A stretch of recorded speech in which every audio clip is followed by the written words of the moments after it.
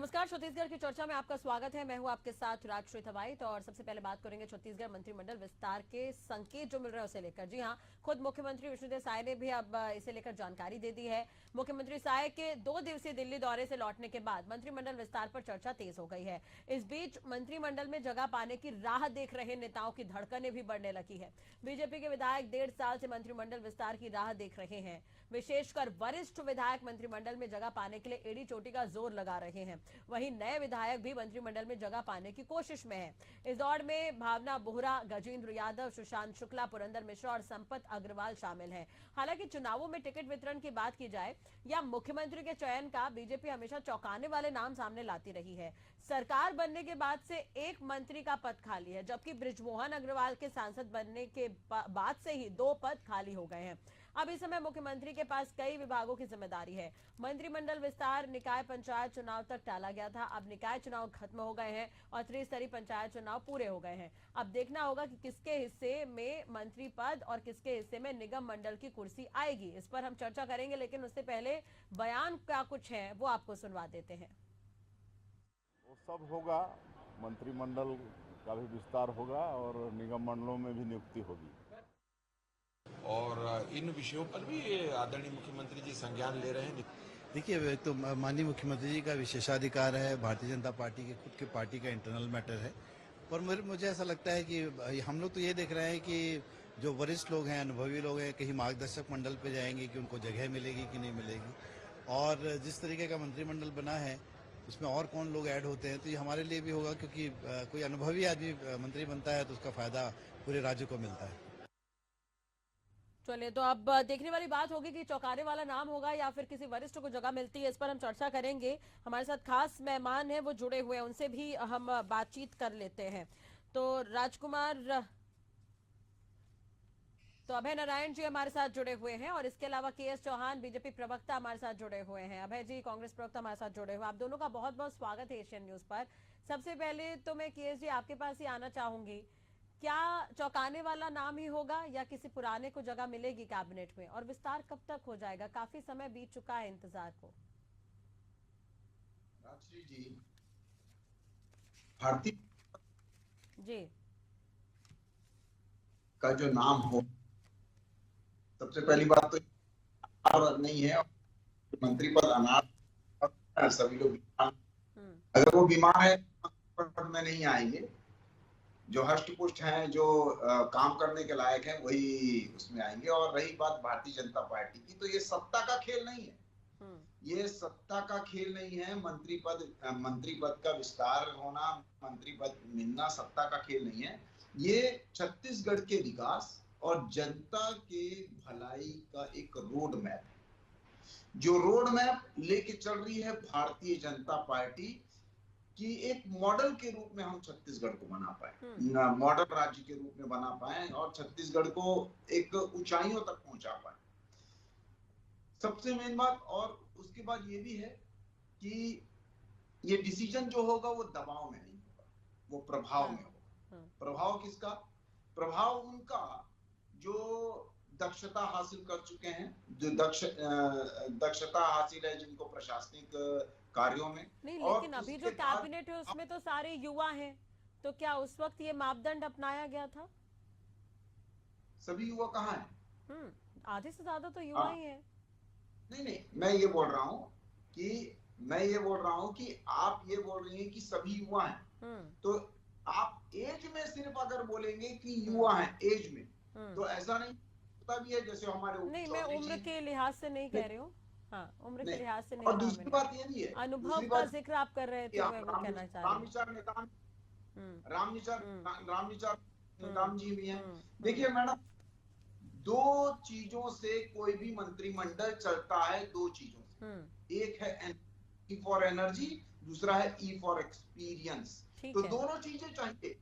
अब वो दोनों चीज, एक्सपीरियंस एक कम उम्र वाले आदमी को भी आ सकता है या महिला को भी आ सकता है, लेकिन ऐसा नहीं है। अब जितनी पत्रकारिता आप जानती है, हो सकता है कि आपसे ज्यादा उम्र वाले भी पत्रकारिता ना, ये भी तो बिल्कुल पॉसिबल है। तो दक्षता जो है वो उम्र की मोहताज नहीं होती। तो दक्षता तो होनी चाहिए, जो प्रशासनिक सदन दक्षता हो। में जो सदन में जो कार्रवाई नजर आती है, सदन में कार्यवाही के दौरान जो सीनियर नेता हैं वो सत्ता पक्ष को ही घेरते नजर आए हैं, अगर मैं गलत नहीं हूं तो। आपने भी सुना होगा। ये बहुत अच्छा सवाल है आपका। ये इसको घेरना नहीं बोलते, इसको घेरना सवाल जिसके उठाए। लिए वो जनप्रतिनिधि बने हैं राजश्री जी, जिसके लिए प्रतिनिधि बनाए गए हैं, अपने क्षेत्र की आवाज उठाना या क्षेत्र या छत्तीसगढ़ जी। के उत्थान के लिए बोलना। और ये जो भी सवाल उठाए गए हैं, आपने ये देखा होगा कि वो व्यवस्थित ढंग से जो पहले की जो कार्रवाइयां गड़बड़ी हुई है उसमें कार्रवाई हो, उसमें उन्होंने प्रश्न पूछे हैं। लेकिन प्रश्न किससे पूछे जाएंगे? उनसे पूछे नहीं जाएंगे जो निवृत्तमान हो गए, जिनके पास जो जिम्मेदारी पहले है। हाँ। कुर्सी में थे और नहीं है। प्रश्न उससे पूछे जाएंगे जो अभी वर्तमान में ठीक मंत्री है। हैं। और अगर विपक्ष उस सवाल विभाग से- पूछे तो? जी विपक्ष अगर सवाल पूछता है तो? बिल्कुल पूछे, उसका अधिकार और उसका दायित्व भी है। बिल्कुल पूछे, क्यों नहीं पूछता है? विपक्ष तो प्रश्नकाल में जब से ये छत्तीसगढ़ बना है, छत्तीसगढ़ के इतिहास में प्रश्नकाल में वॉकआउट नहीं हुआ। नहीं, लेकिन कांग्रेस तो ये कह रही है कैबिनेट का विस्तार होगा ही नहीं। हाँ, ये कांग्रेस बोलती है क्योंकि इनकी जैसी उनकी प्रवृत्ति है, वैसी उनकी नीति है और वैसी उनकी सोच है। क्योंकि इन्होंने अपना उप मुख्यमंत्री 4.5 साल के बाद बनाया था, इसलिए ये क्या सोच सकते हैं? इन्होंने एक अपने पीसीसी अध्यक्ष को 4 साल के बाद एक मंत्रिमंडल दिया था चुप करने के लिए। ये क्या सोच सकते हैं? इन्होंने मंत्रिमंडल बनने के पहले ही 4 लोग लड़ रहे थे मुख्यमंत्री के लिए और उन सबको शांत करने के लिए एक डिपार्टमेंट दे दिया गया था। ये इसके लिए क्या बोल सकते हैं? ये क्योंकि ठीक है, अभय जी से जवाब ले लेते हैं इस पर। अभय जी भी हमारे साथ जुड़े हुए हैं। अभय जी। देखिए राष्ट्रीय जी, भारतीय जनता पार्टी का व्यक्तिगत मामला है, मुख्यमंत्री का विशेषाधिकार है। लेकिन एक चीज तय है पहले दिन से, जिस दिन विष्णुदेव साय जी मुख्यमंत्री बने, ठीक है, तो एक ऑटो की सरकार बनाई गई, चालक विष्णुदेव साय और 2 लोग और बैठा दिए गए उस ऑटो में, तो वो मुख्यमंत्री बना दिए गए। हम तो 4.5 साल के बाद बनाए ना, आपने तो पहले दिन बना दिया। आपने तो मुख्यमंत्री को पहले दिन चुप करा दिया कि 2 लोग को हमने दे दिया है। ये 2 बिल्कुल निगाह रखेंगे कि मुख्यमंत्री जी आपको क्या बोलना है, क्या नहीं बोलना है, ये तीनों आप बात करिए। तो ये उनका विशेषाधिकार भी है, ये भारतीय जनता पार्टी का मसला है। लेकिन छत्तीसगढ़ का जो नुकसान हो रहा है उसको लेके कांग्रेस विपक्ष के रूप में आवाज उठाएगी, अपनी बात रखेगी। आज मुख्यमंत्री के पास शिक्षा विभाग है। ये आप अभी कह रहे हैं कि उनका ये पर्सनल मैटर है, उनका पार्टी का मामला है, लेकिन इससे पहले भी जब कई तरह के कांग्रेसियों के जो बयान सामने आए उस पर अगर हम नजर डालें तो आप लोग तो ये भी कहते आए हैं कि इनकी पार्टी में खींचतान चल रही है, इसलिए अब तक तय नहीं हो पाया है नाम। मैं आगे आ रहा हूँ राष्ट्रीय जी। वो मुख्यमंत्री के पास विभाग है जी, उसमें बृजमोहन अग्रवाल जी का शिक्षा विभाग भी है। आज शिक्षा विभाग की क्या हालात है, कौन कंट्रोल कर रहा है? शिक्षक विहीन स्कूल, एक शिक्षकी स्कूल, बीएड वालों की विदाई हो गई, बीएड वालों की नियुक्ति हो गई। कहाँ बीएड वाले गए, कहाँ उनकी नौकरी? 33,000 पद भरने का घोषणा शिक्षा मंत्री बनते ही बृजमोहन अग्रवाल ने की थी।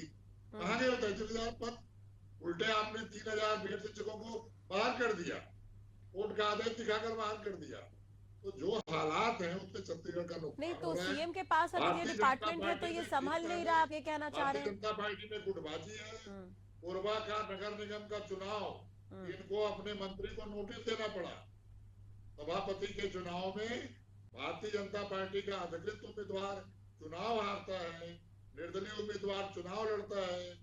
नहीं तो अगर ठीक है अभय जी, इस चीज को थोड़ा स्पष्ट करिए, अगर सीएम के पास डिपार्टमेंट है तो क्या वो संभल नहीं पा रहे हैं?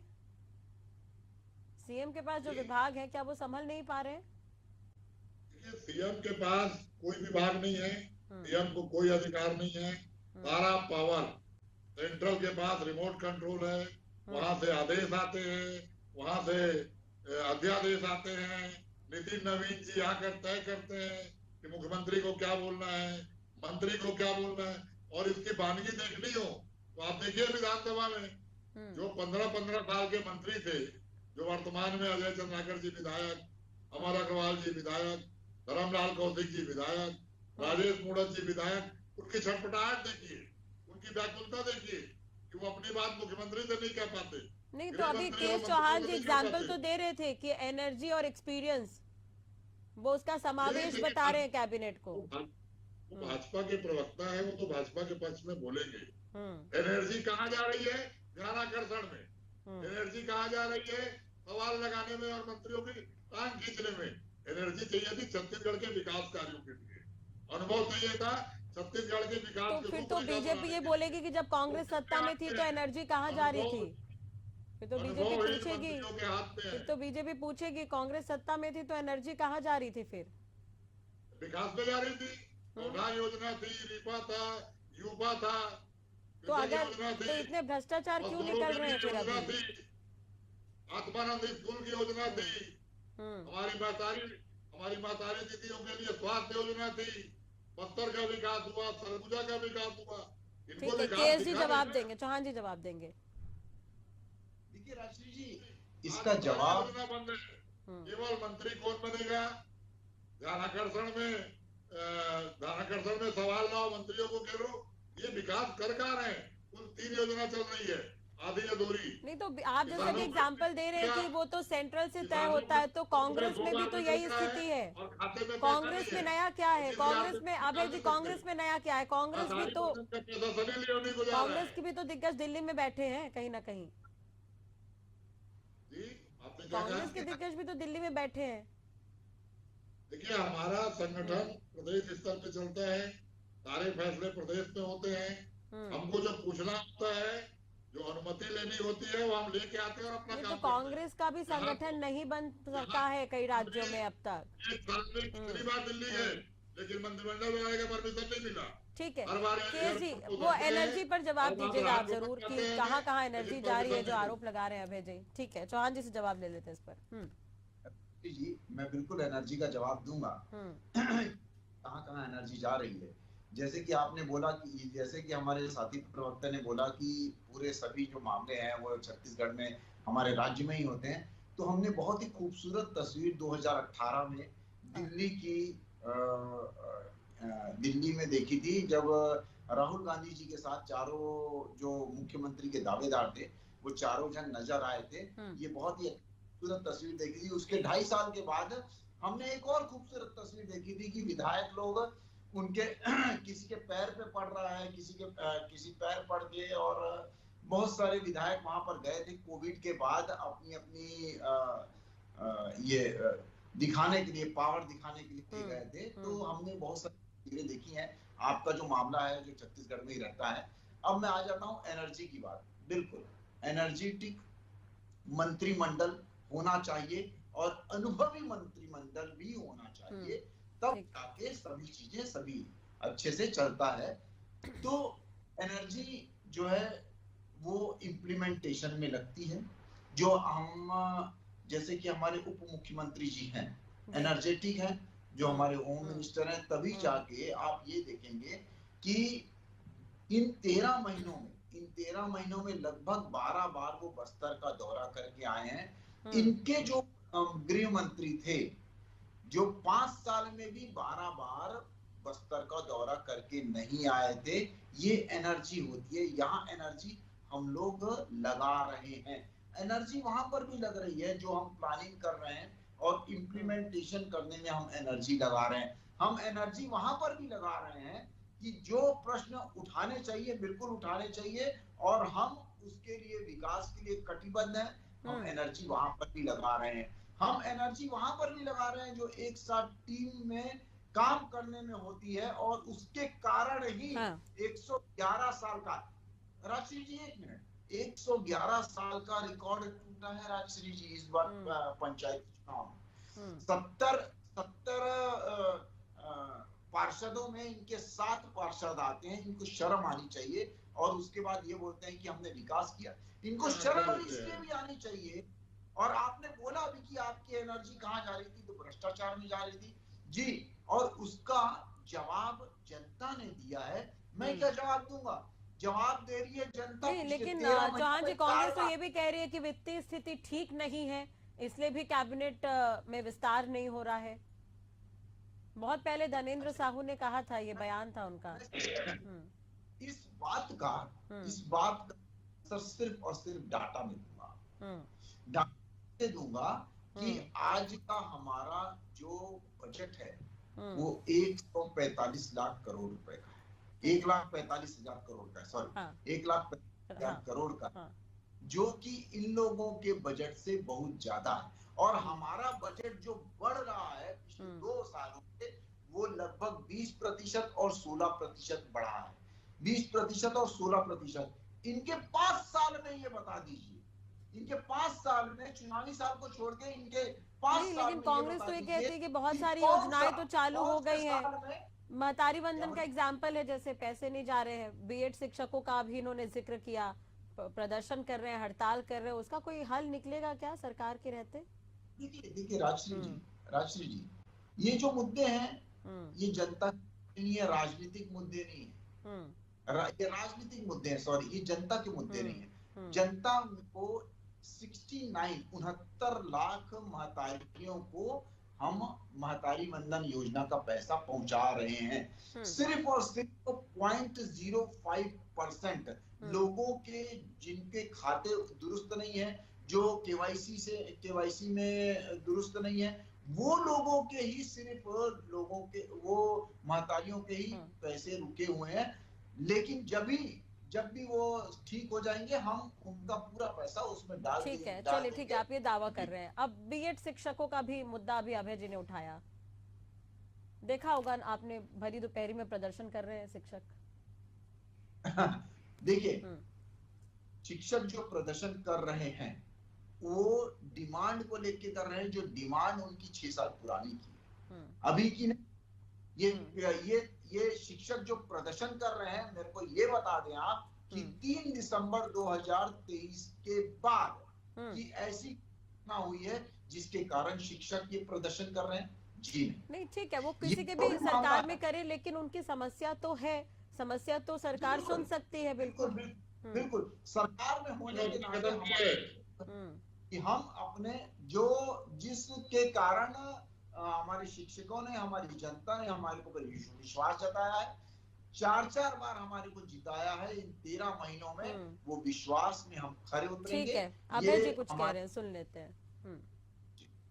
चौहान साहब से मैं ये निवेदन करके कहना चाह रहा हूँ कि बृजमोहन अग्रवाल जी शिक्षा मंत्री के रूप में पहले ही भाषण में विधानसभा में 33,000 शिक्षक को पदों की भरने की घोषणा की। अभी एक फैसला हुआ सुप्रीम कोर्ट से कि बीएड शिक्षक की जगह डीएड के शिक्षक रखे जाएं। आपने रखा, कोर्ट का आदेश माना। बीएड शिक्षक तो यही मांग कर रहे हैं कि जो 33,000 पद खाली हैं, तो हम 3,000 लोग हैं, हमको भर दो, हमको समायोजित कर दो। आप कहते हैं पुराना मामला, 23 के पहले, इधर उधर की बात मत करिए। जो आपके सरकार में तो शासन में नौकरी गई है बीएड वालों की, वो यही तो मांग रहे हैं कि 3,000। मुख्यमंत्री ने विधानसभा में जवाब दिया है कि 46 स्कूल शिक्षक विहीन है। केवल बिलासपुर जिले में 168 स्कूल सिंगल शिक्षक वाले हैं। एक जिले की बात कर रहा हूँ, प्रदेश में पता नहीं कितने हजार स्कूल होंगे। एक सर्जरी की आवश्यकता है कहीं ना कहीं, चौहान जी आप भी मानते हैं। अभी परीक्षा का समय है, तो ठीक है, परीक्षा का समय है, अभी तो बच्चे तो अभी व्यस्त है परीक्षा में, लेकिन स्कूलों के हालात की मॉनिटरिंग बहुत जरूरी है चौहान जी, कहीं ना कहीं। आप समझदार में क्या कर रहे हैं? मंत्री भी बनाइए, मत बनाइए। ठीक है, जवाब सुन लीजिए अभय जी, जवाब सुन लीजिए। लेकिन जनता जो कष्ट पा रही है, जो जनता तकलीफ पा रही है, ठीक है चौहान जी, जनता भुगत रही है। चौहान जी, परिस्थितियों की और जो परीक्षाएं होंगी, और परीक्षाओं के लिए जितने भी हमारे को शिक्षक चाहिए, उसके लिए जो टेम्परेरी जो सेवाएं लेनी है वो भी दी जा रही हैं, और परमानेंट तो दी जा रही हैं।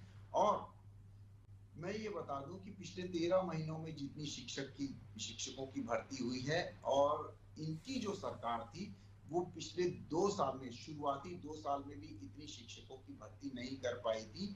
ये इन लोगों के मैं तो और आगामी हमारे सत्र की बात कर रही काम हूँ, पर मैं तो आगामी सत्र की बात कर रही हूँ कि परेशानी ना हो, शिक्षकों की कमी है ये मानिए, और अगर नहीं तो आप खबरें, बिल्कुल ये है खबरों में कि शिक्षकों की कमी है, कई स्कूल भवन है जो ठीक नहीं है, जिन्हें ठीक करने की आवश्यकता है।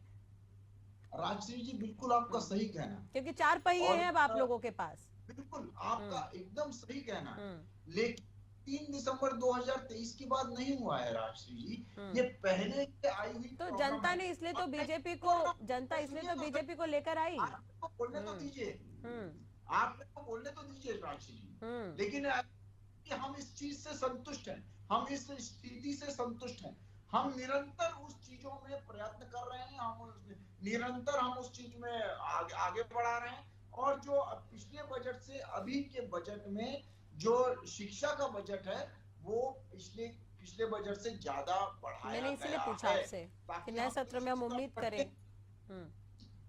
जी, इस वजह से मतलब हम शिक्षा के उसमें भी, लेकिन ये आज का जो टॉपिक था, हम टॉपिक से कहीं ना कहीं भटक चुके हैं। ये मैं आपको नहीं, मंत्रिमंडल विस्तार का अगर टॉपिक है, मैं आपको वो भी क्लियर कर देती हूँ, टॉपिक से भटके नहीं हम। कई डिपार्टमेंट है जो अलग अलग है, कुछ डिपार्टमेंट में अगर होना है, किसी मंत्री को जिम्मेदारी देनी है, इतना वक्त लग रहा है, आप लोगों की तरफ से बजट भी दे दिया गया है, तो कई जगहों पर जो है लोग भी ये है ना, ये चाहते हैं कि हम जो डिपार्टमेंट के मंत्री, हम उनसे ही बातचीत करें, उनसे ही सारी चीजें तय हो जाए तो बेहतर हो। इन्होंने सवाल उठाया कि सीएम के पास जो डिपार्टमेंट में है वहां पर चीजें ठीक नहीं चल रही, तो ये मुद्दा बढ़ गया। देखिए प्रैक्टिकली आप सोचिए, प्रैक्टिकली के लिए तो हर जो भी अभिभावक है या जो भी शिक्षा के लिए कोई भी इंसान को अगर कोई शिकायत है तो वहाँ के डीओ के पास जाता है, जाएगा वो। कि न उस मंत्री के पास आता है। और दूसरी बात ये है कि मंत्री सिस्टम के ऊपर नजर रखते हैं, सिस्टम के ऊपर जो इम्प्लीमेंटेशन का कार्य है वो हमारे अधिकारी ही करते हैं, आपको भी बहुत अच्छे से पता है। तो सिस्टम जो है, सिस्टम में बजट कितना बढ़ाना है, सिस्टम में कितना क्या हुआ है, जो विभाग खाली है, जो विभाग खाली नहीं है वो किसी ना किसी मंत्री के पास है।